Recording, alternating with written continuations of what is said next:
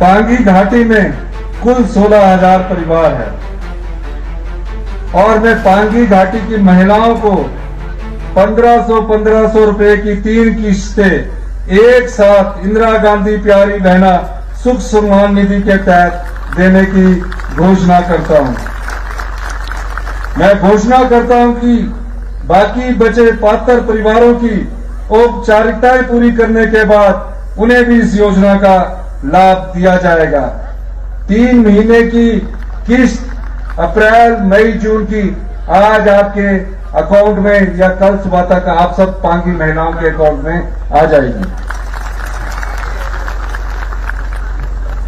पांगी क्षेत्र के महिला मंडलों के भवन निर्माण के लिए मैं विशेष परिस्थितियों को ध्यान में रखते हुए जितने भी महिला मंडल मुझे मिले हैं समुचित धन उपलब्ध करवाने की घोषणा करता हूं। क्षेत्र में परिवहन की सुविधा को बेहतर बनाने के लिए राज्य सरकार पांगी के युवाओं को 20 बस परमिट प्रदान करेगी। मैं घोषणा करता हूं इन डीजल बसों की खरीद के लिए जो भी युवा आगे आएगा राज्य सरकार 40% सब्सिडी इन पांगी क्षेत्र के युवाओं को प्रदान करेगी। इसके साथ ही 4 महीने का जो रोड टैक्स है वो भी माफ किया जाएगा। मैं साज को सब तहसील बनाने की भी घोषणा करता हूं।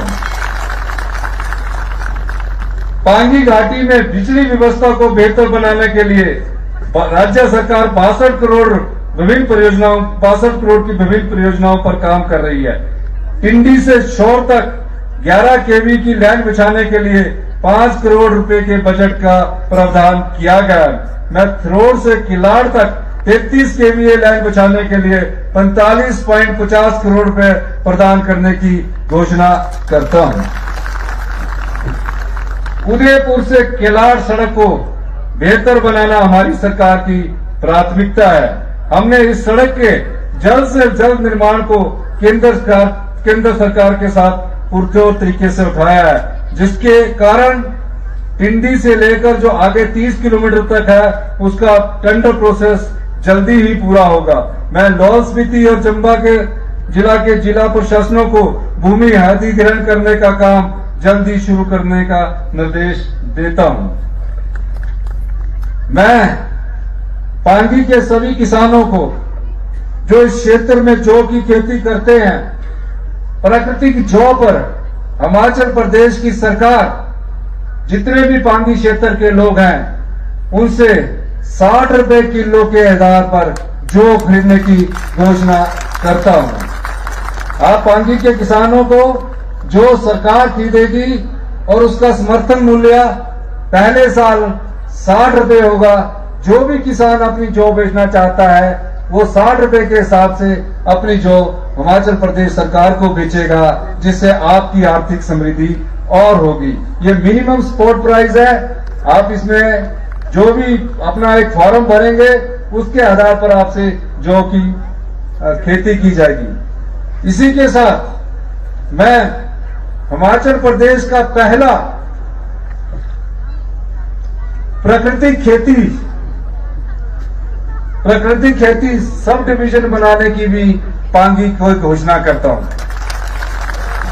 पांगी डिवीजन हिमाचल प्रदेश का पहला प्राकृतिक खेती सब डिवीजन होगा और मैं इसके लिए 5 करोड़ रुपया देने के रिवॉल्विंग फंड की भी घोषणा करता हूं, ताकि आप प्राकृतिक बीज का प्रयोग कर सके और जो प्राकृतिक रूप से उगाया हुआ आपका जो भी उत्पाद होगा, कृषि उत्पाद होगा, सरकार उसके लिए उचित मार्केट का प्रावधान करेगी।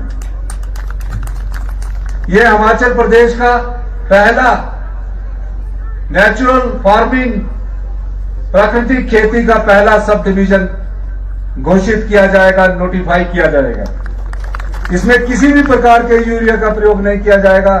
जो प्राकृतिक ने यहां दिया है उसी प्राकृतिक के आधार पर यहां हम अपना प्राकृतिक उत्पाद पैदा करेंगे। इसके अलावा मैं यहां पर 10,000 लीटर के मिल्क प्रोसेसिंग प्रोसेसिंग यूनिट की बनाने की भी घोषणा करता हूं। गांव में बेहतर शिक्षा बच्चों को मिले, इसके लिए राज्य सरकार राजीव गांधी बोर्डिंग स्कूल पांगी में खोलने जा रही है, जिनमें पढ़ाई की सुविधा के साथ पौष्टिक आहार और खेल की सुविधा भी मिलेगी। मैं घोषणा करता हूं कि पांगी घाटी में भी Rajiv Gandhi day boarding school खोला जाएगा। स्वास्थ्य सेवाओं को बेहतर बनाने के लिए मैं सिविल हॉस्पिटल किलाड़ को आदर्श स्वास्थ्य संस्थान बनाने की घोषणा करता हूं। यहां पर 6 विशेषज्ञ डॉक्टर की नियुक्ति की जाएगी। पांगी घाटी में पर्यटन की संभावनाएं हैं, जिन्हें देखते हुए मैं यहां के जो होम स्टे के लोग कार्य कर रहे हैं कि रजिस्ट्रेशन फीस पर 50% की कमी करने की घोषणा करता हूं। पांगी घाटी की आंतरिक सड़कें बेहतर बने, इसके लिए मैं 3 करोड़ रुपए देने की घोषणा करता हूं। मैं एक बार फिर से पांगी घाटी के लोगों से सौर ऊर्जा प्लांट लगाने का अनुरोध करता हूं, जिस पर राज्य सरकार आपको 5% अनुदान के साथ सब्सिडी भी उपलब्ध करवाएगी। प्रदेश के विकास में कर्मचारी व अधिकारियों की भूमिका सबसे महत्वपूर्ण है। उनका कल्याण सुनिश्चित करने के लिए हमने पुरानी पेंशन ओपीएस बहाल कर उन्हें आर्थिक सुरक्षा प्रदान की है। प्रदेश के 1,36,000 एनपीएस कर्मचारियों को इस फैसले का लाभ मिला है। हमने पहले चरण में 1 जून से 70 वर्ष से 75 वर्ष की आयु वर्ग के पेंशनरों के बकाया एरियर का भुगतान करने का निर्णय लिया है। इसके साथ ही कर्मचारियों व अधिकारियों को उनके बकाया वेतन एरियर का चरणबद्ध तरीके से भुगतान किया जाएगा। 1 जून से प्रदेश के कर्मचारियों को 3% की दर से डीए की अतिरिक्त किस्त जारी कर दी जाएगी। अब तक राज्य सरकार ने 2 वर्षों में 14% डीए जारी किया है। अब तक राज्य सरकार ने 2 वर्षों में 14% डीए जारी किया है। भाइयों और बहनों, हमारी सरकार सभी वर्गों के कल्याण के लिए प्रतिबद्धता के साथ कार्य कर रही है।